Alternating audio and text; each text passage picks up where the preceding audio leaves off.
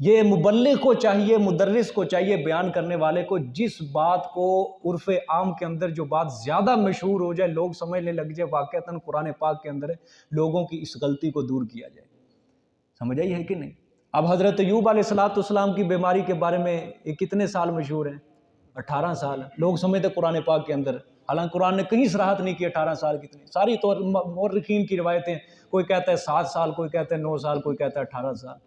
سمجھے؟ اسی طرح حضرت یونس علیہ السلام جو مچھلی کے پیٹ میں رہے 40 دن کی روایت زیادہ مشہور ہے، مورخین نے اسی کو لیا ہے۔ 40 دن کے بعد حضرت یونس علیہ السلام تسبیح کیا کرتے تھے، فنادا فی الظلمات اللہ الہ الا انت سبحانک انی کنت من الظالمین۔ اللہ نے فرمایا پس طے در طے اندھیروں میں سے حضرت یونس نے مچھلی کے پیٹ میں پکارا، لا الہ الا انت سبحانک انی کنت من الظالمین۔ سورہ صافات کے اندر ہے، لَلَبِثَ فِی بَطْنِهِ إِلَىٰ یوم یُبْعَثُونَ۔ اگر یونس میرا نبی یہ تسبیح نہ کرتا، قیامت والے دن تک مچھلی کے پیٹ میں رہتا۔ سمجھے؟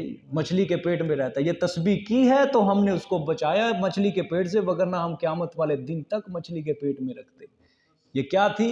اللہ کو پکارنے کا نتیجہ تھا کہ اللہ تعالیٰ نے مچھلی کے پیٹ سے بچا دیا۔ سمجھو؟ اور دوسری بات یہاں سے یہ سمجھو کہ دیکھو زندہ پیغمبر ہے کشتی کے اندر، وہ بھی جس کشتی کے اندر بیٹھتا ہے اللہ نے معاملہ ہی الٹ کر دیا۔ یہاں تو لوگ کہتے ہیں نا فوت شدہ بزرگ کشتیوں کو کیا کر دیتے ہیں؟ پار لگا لیتے ہیں۔ معین الدین چشتی لگا دے پار کشتی۔ فوت شدہ بزرگ، اللہ نے یہ مسئلہ سمجھا دیا، دیکھو میرا زندہ پیغمبر ہے کشتی کے اندر، اور معاملہ کیا بن گیا؟ پیغمبر کشتی کے اندر بیٹھتے ہے، کشتی ڈوبتی ہے، اور کشتی سے نکلتا ہے، کشتی پھر بچتی ہے۔ اللہ نے مسئلہ سمجھایا، لوگوں کشتیاں پار لگانا یہ نبیوں ولیوں کا کام نہیں ہے، کشتیاں پار لگانا صرف رب کا کام ہے۔ آگے بات سمجھ میں؟ اللہ تعالیٰ قرآن پاک کے اندر انشاءاللہ واقعہ ذکر کریں۔ خیر 40 دن کے بعد جب اللہ تعالیٰ کا حکم ہوا، حضرت یونس علیہ السلام نے تسبیح کی تو مچھلی کو حکم دیا کہ اس کو ساحل کے قریب جا کے اس کو نکال دے۔ ایک ٹیلے کے اوپر، خشک مقام کے اوپر حضرت یونس علیہ السلام کو ڈال دیا گیا۔ کپڑے نہیں تھے اب جسم کے اوپر، تو گرمی کی وجہ سے، مچھلی کے پیٹ کی گرمی کی وجہ سے کھال بہت کمزور ہو گئی تھی۔ اللہ تعالیٰ نے کیا کیا؟ کدو کی بیل اگا دی۔ کس کی؟ کدو کی بیل۔ اب یہ پتے جو ہوتے ہیں نرم نرم ہوتے ہیں اس کے پتے، ٹھیک ہے؟ قرآن پاک کے اندر اس کا بھی ذکر ہے، اللہ نے فرمایا ہم نے بیل اگا دی۔ کدو کی بیل جب اگی تو حضرت یونس علیہ السلام نے یہ پتوں کے ذریعے اپنے جسم کے کھال کو کیا کرنا شروع کر دیا؟ چھپانا شروع کر دیا۔ اس کے اندر رطوبت ہوتی ہے، کدو کے یہ پتے ہوتے ہیں۔ تو اب خوراک کا اللہ نے انتظام کیسے کیا؟ ایک بکری کا بچہ جنگل میں سے گم گیا۔ وہ بکری اپنا بچہ تلاش کرتی کرتی کرتی حضرت یونس کے پاس پہنچ گئی۔ اب جو وہ حضرت یونس کے پاس آئی تو حضرت یونس علیہ السلام نے اس کا دودھ پینا شروع کر دیا۔ اور اللہ کا کرنا ایسا ہوا، وہ بکری روز صبح و شام آتی جاتی حضرت یونس کے پاس، حضرت اس کا دودھ پیتے جاتے، اور اس طرح کھال بھی کچھ دنوں کے اندر کیا ہوگی؟ مضبوط ہو گئی۔ ٹھیک ہے؟ اب قوم کو کیا کہہ کے آئے تھے؟ 3 دن کے اندر تمہارے اوپر کیا آ جائے گا؟ عذاب۔ گئے پھر قوم کے پاس واپس، دیکھوں تو صحیح جا کے۔ اب جا کے دیکھا قوم والے سیدھے سادے، وہی گزشتہ زندگی جس طرح عام حالات کے اندر سارے جی رہے ہیں۔ لیکن حدیث شریف کے اندر ترمذی کی روایت ہے، یہ جو نینوا کی بستی تھی حضرت یونس کی، 1,20,000 لوگ اللہ کے عذاب کو دیکھ کر، آثار ابھی ظاہر ہوئے تھے، ابھی میں اصل تفصیل نہیں بیان کر رہا، صرف قصہ بیان کر رہا ہوں۔ اللہ کے عذاب کے آثار کو دیکھ کر 1,20,000 مشرک لوگ موحد بن چکے تھے، یعنی توحید پرست ہو گئے، مسلمان ہو گئے تھے، مخلص مسلمان ہو چکے تھے۔ ٹھیک ہے؟ اچھا، اب یہاں پہ 3 توجیحات ہیں مفسرین کی۔ کتنی توجیحات؟ 3 توجیحات۔ پہلی توجیہ یہ ہے کہ جو حضرت یونس علیہ السلام کی قوم کے اوپر عذاب آیا تھا نا، وہ اصلی عذاب تھا۔ کیا تھا؟ اصلی عذاب تھا وہ۔ اور جب اصلی عذاب آتا ہے، قانون یہ ہے کہ وہ عذاب ٹلتا نہیں ہے۔ ٹھیک ہے؟ لیکن حضرت یونس علیہ السلام کی قوم کی تخصیص ہے کہ اللہ تعالیٰ نے اس قوم سے عذاب کو کیا کر دیا؟ ٹال دیا۔ کچھ علماء اس طرف گئے ہیں، علامہ ابن جریر طبری ہے، بہت بڑے مفسر ہے، مورخ بھی ہے، اس نے بھی اسی روایت کو لیا، اسی قول کو اختیار کیا کہ عذاب قوم یونس کے اوپر اصلی آیا۔ تو اللہ کا قانون ہے جب عذاب آ جائے وہ ٹلتا نہیں ہے، لیکن قوم یونس کی تخصیص ہے کہ ان کے اوپر آیا ہوا عذاب اللہ نے کیا کر دیا؟ ٹال دیا. انہوں نے آیت کے ظاہر کو لیا ہے. اللہ قوم یونس استثناء کیا اللہ تعالیٰ نے کہ قوم یونس کی جو بستی تھی انہوں نے کیا کر لیا تھا؟ توبہ کر لی تھی. آیا ہوا عذاب ٹل گیا. دوسری توجیہ، وہ عذاب جو ظاہر ہوا تھا وہ عذاب اصلی نہیں تھا بلکہ عارضی تھا. عارضی تھا، بس عذاب، دھواں آیا، کالے بادل آئے، بس عارضی عذاب تھا. انہوں نے عارضی عذاب کو دیکھ کر توبہ کر لی. ایک یہ تعویل کی گئی ہے، تعویل، ٹھیک ہے. انہوں نے عارضی عذاب کو دیکھ کر توبہ کر لی، اللہ تعالیٰ نے ان سے عذاب کو، عارضی عذاب کو بھی کیا کر دیا؟ ہٹا دیا. یہ دوسری توجیہ ہے. تیسری توجیہ جمہور مفسرین جس کی طرف زیادہ تر گئے ہیں، ذرا غور سے سمجھنی. اب یہ پہلے ایک بات سمجھ لو، فائدہ سمجھ لو. توبہ کا دروازہ کب بند ہوتا ہے؟ ٹھیک ہے، توبہ کا دروازہ کب بند ہوتا ہے؟ اس کی دو صورتیں ہیں. نمبر ایک، انسان پر موت آنے لگ جائے. جب موت شروع ہو جائے، شروع ہونے کا مطلب یہ ہے کہ جب دوسرے عالم کی چیزیں اس کو نظر آنے لگ جائیں، فرشتے نظر آنے لگ جائیں، عالم غیب کا مشاہدہ کرنے لگ جائے. یہ اب کیا ہو گیا؟ اس کو موت شروع ہو چکی ہے. تو سمجھو اب اس کے اوپر توبہ کا دروازہ کیا ہے؟ بند ہو چکا ہے. اللہ پیچھے قرآن پاک کے اندر اللہ فرما کے آیا، وہاں پڑھ لیا ہم نے، غالباً سورۃ مائدہ کے اندر یہ بات آئی ہے. ٹھیک ہے، توبہ کا دروازہ اس کے اوپر کیا ہو گیا؟ جب موت شروع ہو گئی، آثار شروع ہو گئے، عالم غیب کا مشاہدہ کرنے لگ گیا، توبہ کا دروازہ بند ہو گیا. پہلی صورت یہ ہے. یہ مثال بھی دیتا ہوں، مثلا بندہ مرض الوفات میں 10 سال رہے، ٹھیک ہے، ایک بیماری کے اندر بندہ کڑ رہا ہے، 10 سال اس کی بیماری لمبی ہو گئی ہے، لیکن عالم غیب کا بھی اس نے مشاہدہ نہیں کیا، فرشتے نظر نہیں آئے. اگر وہ توبہ کر لے، اس کی توبہ قبول ہوگی یا نہیں ہوگی؟ ہو جائے گی. لیکن جو ہی عالم غیب کا مشاہدہ کرے گا، اس کی توبہ قابل قبول نہیں، توبہ کا دروازہ بند ہو گیا. دوسری بات، توبہ کا دروازہ اس وقت بند ہوتا ہے جب اللہ کا عذاب آ جائے. ٹھیک ہے، اللہ کا عذاب آ جائے. لیکن عذاب شروع ہو جائے، عذاب شروع ہونے کا مطلب یہ ہے کہ وہ معذب کے ساتھ لگ جائے، متلبس ہو جائے، متلبس ساتھ چمٹ جائے. آگ ہے، پتھر ہے، پانی ہے. معذب یعنی عذاب جس کو دیا جا رہا ہے اس کے ساتھ کیا ہو جائے؟ وہ چمٹ جائے. اس وقت کیا ہو جاتا ہے؟ عذاب، توبہ کا دروازہ بند ہو جاتا ہے. بات سمجھنی ہے، غور سے سمجھنی ہے. مثال کے طور پہ اس کے بعد سورۃ ہود آئے گی. سورۃ ہود کے اندر اللہ تعالیٰ حضرت نوح علیہ السلام کا قصہ تفصیل سے ذکر کریں گے. وہاں پھر دوبارہ حضرت نوح علیہ السلام کا جب اللہ قصہ ذکر کریں گے، وہاں فرمائیں گے کہ جب حضرت نوح علیہ السلام کی قوم کے اوپر عذاب آیا، سیلاب کی صورت میں پانی آیا، کشتی کے اندر بیٹھے ماں اپنے اصحاب کے، تو سامنے کیا آ گیا؟ بیٹا آ گیا. بیٹا کچھ بلند مقام پہ تھا. حضرت نے فرمایا بیٹا آ جا میرے پاس، آ جا کشتی کے اندر سوار ہو جا، ایمان لے آ میرے پاس. لیکن بیٹے نے کیا کہا؟ سآوی الی جبل یعصمنی من الماء، میں پہاڑ کے اوپر چڑھ جاؤں گا، مجھے یہ پہاڑ بچا لے گا. ٹھیک ہے، تو بات میں یہ سمجھانا چاہتا ہوں، پانی بھی آ چکا ہے. حضرت اس کو کیا دے رہے ہیں؟ دعوت دے رہے ہیں ایمان کی. کیوں دے رہے ہیں؟ کہ پانی ابھی تک اس کے ساتھ چمٹا نہیں ہے، لگا نہیں ہے، متلبس نہیں ہوا، معذب کو وہ ابھی عذاب پہنچا نہیں ہے. حضرت نوح علیہ السلام کی دعوت کا مقصد بھی یہی تھا کہ ابھی تک تجھے پانی لگا نہیں ہے، یہ عذاب پہنچا نہیں ہے. ہاں اب تو ایمان قبول کر لے گا، تیرا ایمان قبول ہو جائے گا، لیکن جب یہ عذاب تیرے ساتھ متلبس ہو گیا نا، پھر تیرا ایمان بھی قابل قبول نہیں ہے. وگرنہ اگر اس کا ایمان قابل قبول نہ ہوتا تو حضرت نوح علیہ السلام اس کو کبھی دعوت نہ دیتے. ٹھیک ہے، دعوت اسی وجہ سے دے رہے ہیں کہ ابھی تک عذاب وہ متلبس نہیں ہوا، تیرے ساتھ چمٹا نہیں ہے، لگا نہیں ہے، ابھی بھی تیرا ایمان قابل قبول ہے. ٹھیک ہے، آ جا میرے ساتھ کشتی میں سوار ہو جا، ایمان لے آ. ٹھیک ہے، خلاصہ یہ کہ عذاب جب تک مباشر نہ ہو توبہ کا دروازہ بند نہیں ہوتا. عذاب آ جائے اور وہ معذب کے ساتھ متلبس نہ ہو، چمٹے نہ، تو توبہ کا دروازہ بند نہیں ہوتا. ہاں جب معذب کے ساتھ وہ عذاب لگ جائے، متلبس ہو جائے، پھر توبہ کا دروازہ کیا ہو گیا ہے؟ بند ہو گیا. یہ ابھی بھی ہم نے کل کے سبق میں پڑھا، جہاں اللہ نے فرمایا جب فرعون کو غرق کیا، حتی اذا ادرکہ الغرق، جب فرعون کو غرق نے پا لیا. ٹھیک ہے، ڈوبنے لگ گیا تھا نا وہ فرعون، اس کو پانی کیا ہو گیا؟ چمٹ گیا، اللہ کا عذاب اس کو چمٹ گیا، غرق ہونے لگ گیا تھا وہ. اس کو عالم غیب کا مشاہدہ ہو گیا، پھر اس نے کہا ہاں میں ایمان لاتا ہوں، میں ایمان لاتا ہوں، میں بنی اسرائیل کے رب کے اوپر ایمان لاتا ہوں، چمٹ گیا تھا، ٹھیک ہے، متلبس ہو گیا، لیکن اس کی توبہ قابل قبول نہیں ہوئی تھی، ٹھیک ہے۔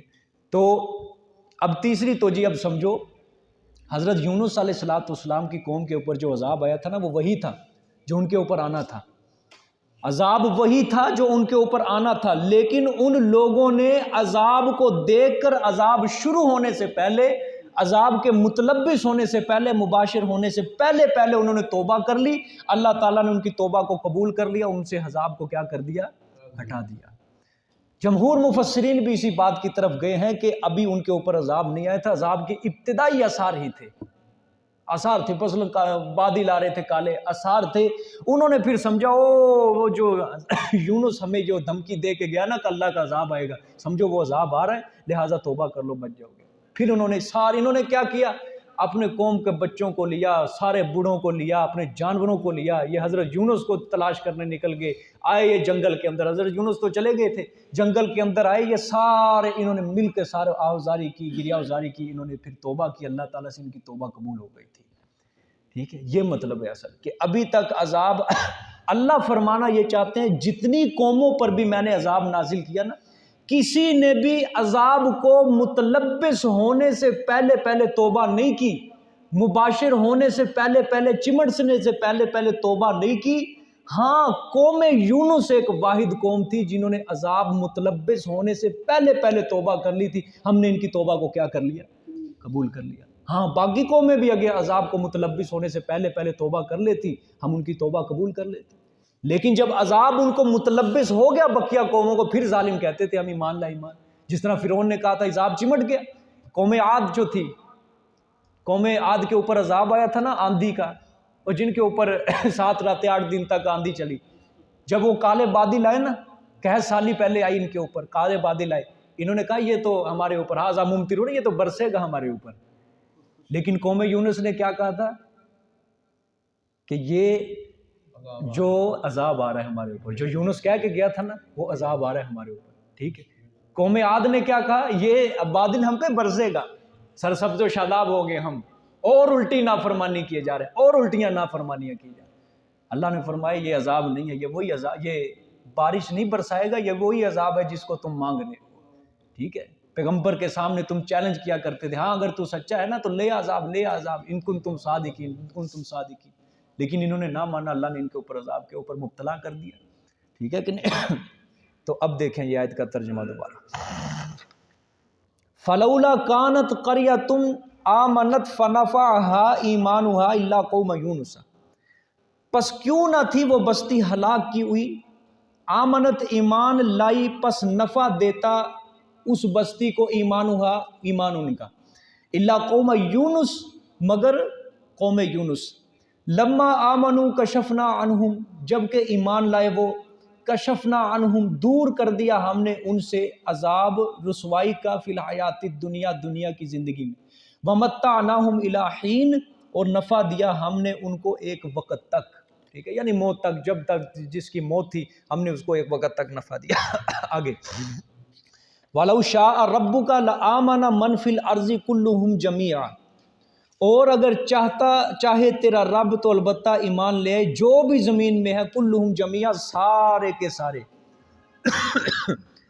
اے نبی اگر اللہ چاہے تو روئے زمین پہ جتنے بھی لوگ ہیں نا سب کے سب ایمان لیں، لیکن اللہ کی مشیت، اللہ کی حکمت یہ ہے کہ مجبوراً کسی کو ایمان لانے کے اوپر مجبور نہ کیا جائے، بلکہ اللہ کی حکمت یہ ہے کہ دلائل اور نشانیاں اللہ تعالیٰ اتارے، لوگوں کو عقل دی، سمجھ دی، اپنی عقل کے ذریعے غور و فکر کریں ان دلائل کے اندر، ان نشانیوں کے اندر، پھر وہ ایمان قبول کریں۔ اگر اللہ چاہتا سارے ایمان لے آتے، ٹھیک ہے۔ آگے فرمایا افانت تکرہ الناس حتی یکونوا مؤمنین، کیا پس تو مجبور کرے گا لوگوں کو یہاں تک کہ ہو جائیں وہ ایمان لانے والے؟ یہ آپ صلی اللہ علیہ وسلم کو خطاب ہے۔ آپ صلی اللہ علیہ وسلم کیونکہ پیچھے آیا نا سورۃ توبہ کے اندر آخری آیتوں کے اندر کہ آپ صلی اللہ علیہ وسلم حریص تھے، ٹھیک ہے، کہ سارے لوگ ایمان لیں، قبول کر لیں سارے لوگ ایمان لیں، تو یہ آپ کو تسلی دی کہ میرے پیغمبر آپ مجبور کریں گے کہ وہ ایمان لائیں، حالانکہ آپ کے قبضے کے اندر نہیں ہے کہ آپ لوگوں کو ہدایت دیں، آپ لوگوں کو ایمان دیں۔ کسی کے دل میں ایمان اتر جائے، ایمان اور کفر کا جو سارا اختیار ہے وہ میرے پاس ہے، وہ آپ کے پاس نہیں، آپ ہدایت نہیں۔ کسی نفس کے پاس، کسی نفس کی قدرت میں کوئی اختیار نہیں ہے کہ وہ کوئی کسی دوسرے نفس کو وہ ایمان کی ہدایت دے دے، یہ صرف میرے ہاتھ کے اندر رکھا ہے، آپ کے ہاتھ میں نہیں ہے، ٹھیک ہے۔ اللہ کے آگے فرمایا وَمَا كَانَ لِنَفْسٍ أَن تُؤْمِنَ إِلَّا بِإِذْنِ اللَّهِ، سبحان اللہ، اور نہیں ہے کسی نفس کے اختیار کے اندر یہ کہ ایمان لائے وہ الا بِإِذْنِ اللَّهِ، مگر ساتھ حکم اللہ پاک کے۔ کسی نفس کے اندر بھی یہ اختیار نہیں ہے، یہ طاقت نہیں ہے، یہ قوت نہیں ہے کہ وہ اللہ کے حکم کے بغیر ایمان لے آئے۔ یہ تو اللہ کا احسان ہے، اللہ تعالیٰ کی کرم نوازی ہے، اللہ تعالیٰ کی رحمتیں ہیں ہمارے اوپر کہ اللہ تعالیٰ نے ہمیں راہ راست دکھایا ہے، اس کے اوپر ہمیں چلنے کی توفیق دی اللہ تعالیٰ نے۔ اللہ کا حکم ہے تو ہم مسلمان بیٹھے ہیں آج، اللہ کا حکم ہے تو آج عشاء کی نماز پڑھ کے ہم رب کی یہ کتاب سمجھ رہے ہیں، وگرنہ خدا کا حکم نہ ہوتا پتہ نہیں کون کدھر دھکے کھا رہا ہوتا ہے۔ آج کوئی جوئے کھیل رہے ہیں، کوئی تاش کھیل رہے ہیں، کوئی ٹی وی کے سامنے بیٹھے ہیں، کوئی انٹرنیٹ، کوئی موبائل چلا رہا ہے، سمجھ آ گیا؟ لیکن یہ اللہ تعالیٰ کا فضل ہے، اللہ کا کرم ہے، اس کی کرم نوازی ہے، شکر ادا کرو کہ اللہ کا ہمارے اوپر حکم ہے۔ کیا ہے؟ حکم ہے کہ ہم اس کی کتاب کو سمجھ رہے ہیں، اس کا قرآن سمجھ رہے ہیں، محمد الرسول اللہ صلی اللہ علیہ وسلم کی حدیث سمجھ رہے ہیں، اللہ کی کلام، اللہ تعالیٰ کا کتاب، اللہ تعالیٰ کی یہ کتاب سمجھ رہے ہیں، ٹھیک ہے۔ ہاں، کہ اللہ نے فرمایا کسی نفس کے اختیار میں نہیں، کسی نفس کے لیے نہیں ہے یہ کہ وہ ایمان لائے مگر ساتھ اللہ کے حکم کے، اللہ کے حکم کے ساتھ وہ ایمان لائے گا۔ اللہ اکبر، آگے دیکھو جی، وَيَجْعَلُ الرِّجْسَ عَلَى الَّذِينَ لَا يَعْقِلُونَ، اور کرتا ہے اللہ پاک گندگی، کون سی گندگی؟ کفر والی، شرک والی گندگی، گناہوں والی گندگی ان لوگوں پر جو عقل سے کام نہیں لیتے۔ اللہ اکبر، اللہ تعالیٰ گناہوں والی گندگی، شرک و کفر والی گندگی ان لوگوں کے اوپر کرتا ہے جو عقل سے کام نہیں لیتے۔ معلوم ہوتا ہے جو گناہ گار ہوتا ہے وہ بے عقل ہوتا ہے، ٹھیک ہے۔ جو کافر ہوتا ہے، مشرک ہوتا ہے، دنیا والوں کی نظروں میں چاہے امریکہ کا صدر بڑا عقل مند ہو، لیکن اللہ کی نظروں میں وہ کیا ہے؟ بے عقل ہے۔ دنیا والوں کی نظروں میں پینٹ پتلون ٹائی پہننے والے، کھڑے ہو کے کھانا کھانے والے، نبی کی سنت کو ہلاک کرنے والے، اللہ کے احکامات کے اوپر پانی پھیرنے والے، پاؤں تلے روندنے والے، دنیا والوں کی نظروں میں چاہے کتنے عقل مند ہوں، لیکن خدا کی نظروں میں وہ سارے بے عقل ہیں۔ جو اللہ کے تقاضوں کو، اللہ کے مطالبات کو پورا نہیں کرتے، قرآن کے احکامات کو پورا نہیں کرتے، وہ اللہ کی نظروں میں سب بے عقل ہیں۔ اللہ نے فرمایا اور کرتا ہے گندگی اوپر ان لوگوں کے جو عقل نہیں رکھتے، جو عقل و شعور سے کام لے، اللہ کے نشانات میں غور و فکر کرے۔ جو لوگ اللہ کے نشانات میں غور و فکر کرے، اللہ نے فرمایا میں ان کو کیا دے دیتا ہوں؟ ہدایت دے دیتا ہوں۔ حق کی تلاش کا جذبہ جن لوگوں کے اندر ہے، تحقیق کے اندر لگے ہوئے ہیں، غرق ہیں، وہ اللہ فرماتے میں ان کو ہدایت دے دیتا ہوں۔ لیکن جو میری نشانیوں میں ذرہ برابر بھی تکلیف محسوس نہیں کرتے، کہ ہم تکلیف اٹھا لیں، کوئی مشقت اٹھا لیں، کوئی غور و فکر کر لیں، حق کی تلاش کے لیے ہم نکلیں، اللہ تعالیٰ کبھی بھی اس کو ہدایت نہیں دیتا۔ حضرت سلمان فارسی رضی اللہ تعالیٰ عنہ کو واقعہ سنا ہے؟ کس نے سنا ہے؟ ہاتھ کھڑا کرے وہ، ان کے ایمان لانے کا واقعہ۔ اگر کسی نے نہیں سنا، وہ کی تاریخ کی کتاب پکڑے اور ان کا واقعہ سنے کبھی، کہ کس طرح خدا کی قسم تلاش حق کے اندر انہوں نے سفر شروع کیا تھا۔ عراق کے ایران سے شروع کیا، آتش پرست تھے نا، عراق کے چلتے چلتے کئی صوبوں کے اندر پیدل سفر کرتے کرتے شام پہنچے، شام سے پھر مدینہ منورہ پہنچے، کتنے راہبوں کے صحبت کے اندر رہے، تقریباً 5-6 راہبوں کی اس کے صحبت کے اندر رہے۔ والد آتش پرست تھے، ٹھیک ہے۔ تو عیسائی اس وقت کے مسلمان سمجھے جاتے تھے۔ انہوں نے ایک بار عیسائیوں کا طریقہ دیکھ لیا، عبادت کرنے کا بڑا پسند آیا، تو انہوں نے کہا مجھے بھی اپنے ساتھ لے جانا۔ شام، ایران کے رہنے والے تھے یہ۔ جب قافلہ جانے لگا تو والد کو پتہ چل گیا کہ میرا جو بیٹا ہے یہ دوسری طرف جانے لگا ہے عیسائیوں کے ساتھ۔ والد نے پاؤں کے اندر بیڑیاں ڈال دی، سنگلیوں کے ساتھ باندھ دیا۔ جب وہ قافلہ جانے لگا، سنگلیاں توڑائیں اور قافلے کے ساتھ عیسائیوں کا جو قافلہ تھا، وفد تھا شام، اس کے ساتھ چل پڑے۔ جب چلے تلاش حق کی خاطر، کبھی ایک راہب کی صحبت میں، کبھی دوسرے کی، کبھی تیسرے، وہ مرتا ہے، تیسرے کی، وہ مرتا ہے، چوتھے کی، وہ مرتا ہے، 5ویں راہب کی۔ جب آخری راہب کے پاس پہنچے، اسے کہا کہ آپ کی موت کا بھی وقت قریب ہے، آپ کے بعد میں کس کے پاس جاؤں گا؟ کوئی ہے دنیا کے اندر نیک بندہ؟ اس آخری راہب نے کہا کہ بابا اب دنیا کے اندر کوئی روئے زمین کے اوپر نیک بندہ نہیں رہا، ہاں بس اب آخری پیغمبر کے آنے کا وقت ہے، بس اس نے یہ کہا، وہ بھی فوت ہو گیا۔ چلتے چلتے اس نے کہا وہ آخری جو پیغمبر ہوگا، یثرب کی جو زمین ہوگی آخری اس کی ہجرت گاہ وہ ہوگی، اور وہ جو یثرب کی زمین کے اندر آخری نبی آئے گا اس کے دونوں کندھوں کے درمیان نبوت کا نشان ہوگا، یہ اس کی دو نشانیاں ہوں گی، اور وہ صدقہ قبول نہیں کرے گا، ٹھیک ہے، صدقہ قبول نہیں کرے گا، تحفہ قبول کرے گا، یہ اس کی دو نشانیاں ہیں۔ جو چلتے چلتے سفر کیا کہ آپ صلی اللہ علیہ وسلم کی خدمت میں پہنچے، لمبا واقعہ، خیر سنانے کا مقصد یہ ہے تلاش حق کے اندر نکلے تھے نا، اللہ تعالیٰ نے منزل مقصود تک پہنچا دیا، ٹھیک ہے۔ ایسا بندہ جو نیکی کے لیے تلاش حق کے لیے نکلتا ہے نا، اللہ اس کو منزل مقصود تک ضرور پہنچاتا ہے۔ لیکن جس بندے نے کچھ کرنا ہی نہیں ہے، بیٹھے آرام سے ہاتھ پہ ہاتھ دھر کے بیٹھا ہے، بھئی چاہے دنیا کا کوئی مال کمانا ہے نا، وہ بھی بندے کو کوشش اور محنت کے ذریعے، اگر دین کمانا ہے، نیکی حاصل کرنی ہے، وہ بھی محنت اور کوشش کے ذریعے حاصل ہوگی۔ لیکن اگر کوئی انسان بیٹھا ہے بس جو بس میرے پاس آ کے قدموں کے اندر پڑتا رہے قدموں کے، یہ کبھی بھی نہیں ہوگا۔ جنت کمانی کوئی اتنی آسان نہیں ہے جتنی لوگوں نے بنا دی ہے کہ ایک تسبیح پڑھو سبحان اللہ پر اتنی نیکیاں زمین و آسمان بھر جاتا ہے، اتنی بھی آسان نہیں ہے جنت کمانی۔ اللہ کے تقاضوں کو، اللہ کے مطالبات کو تو پورا کرو پہلے، اللہ تعالیٰ کے احکامات کو تو پورا کرنا پڑے گا۔ ہاں ان کے فضائل الگ ہیں، تسبیحات کے فضائل الگ ہیں، لیکن وہ ذات ایسی ہے جو پکڑنے پہ ہے، معمولی سی بات پہ بھی پکڑ کر لے گا۔ بات سمجھ میں آئی؟ اسے کوئی پوچھنے والا نہیں ہے، بخشنے پہ ہے، معمولی سی نیکی پہ بھی بخش دے گا، لیکن کچھ کرنا پڑتا ہے، ٹھیک ہے۔ زندگی کام سے بنتی ہے، ٹھیک ہے، ہاں کام کرو، عمل کرو، پھر زندگی بنتی ہے، ٹھیک ہے۔ ایک اچھا انسان بننے کے لیے خدا کی قسم یہ قرآن کافی ہے۔ الیس اللہ بکاف عبدہ، کہ اللہ اپنے بندے کے لیے کافی نہیں ہے؟ اللہ نے قرآن میں الیس اللہ بکاف عبدہ، اللہ اپنے بندے کے لیے کافی نہیں ہے؟ اللہ کے اوپر توکل رکھو، اللہ کے اوپر بھروسہ رکھو، اللہ کی کتاب سمجھو، قرآن سمجھو، انشاءاللہ راہ ہدایت کے اوپر ہم چل تو رہے ہیں، اللہ تعالیٰ اس کے اوپر استقامت بھی عطا فرمائے گا، اور منزل مقصود ہمیں جنت میں مل جائے گی انشاءاللہ۔ اللہ تعالیٰ عمل کرنے کی توفیق عطا فرمائے گا۔ جزاک صدق اللہ۔